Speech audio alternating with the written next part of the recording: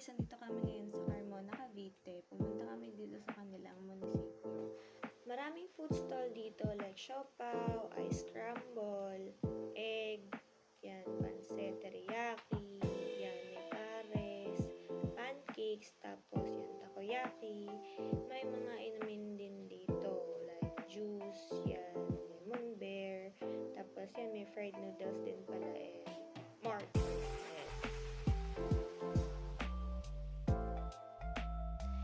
Napili nga namin ay itong potato fry. Ang galing kasi patatas talaga siya.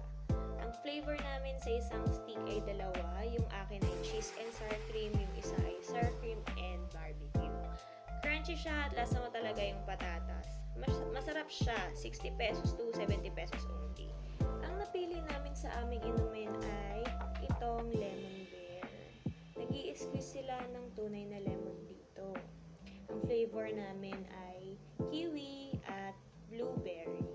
It cost 60 pesos to 70 pesos also. Kainan time, upo lang kami doon sa may Bermuda. Open sila hanggang February 17, 2024. Yung mga pailaw nila ay bukas from 6 p.m. to 8 p.m. only. At yun, syempre, pagkatapos natin kumain, itapon natin yung ating basura. Be responsible. Tapos ayan, lakad na tayo pa uwi. Yun lang guys. Thank you.